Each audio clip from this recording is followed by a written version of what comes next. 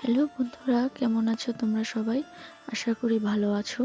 আজ তোমাদের সাথে আমি আমার জীবনের কিছু ভালো সময় শেয়ার করব।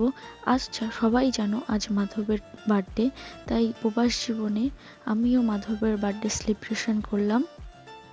তো মাধবকে অভিষেক করানোর জন্য রেডি করে গঙ্গার জল, দুধ, ঘি, মধু, টক দই সব দিয়ে মাধবকে অভিষেক করানো হলো।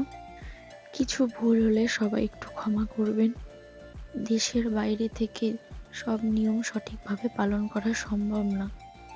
তো অভিষেক হয়ে গেল রাধা মাধবের। অভিষেক হওয়ার পরে রাধা মাধবের সিঙ্গার কেমন হলো সবাই একটু বলো। রাধা মাধবের সিঙ্গার হওয়ার পরে সত্যি এত সুন্দর লাগছিল যে কি বলবো। আমি তো সব রাধা মাধবের জন্য ভোগ রেডি না করে বারবার এসে রাধা মাধবকে দেখছিলাম। সত্যি মনটা ভরে গেল রাধা মাধবকে দেখে।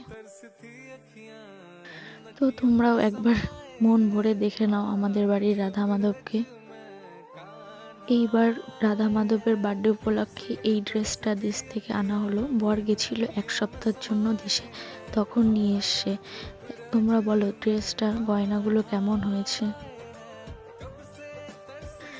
আজকে রাধা মাধবের জন্য ভোগ বানানো হয়েছে অনেক কিছু। তার মধ্যে আরও কিছু বানানোর ইচ্ছে ছিল, কিন্তু সম্ভব হয়ে ওঠেনি।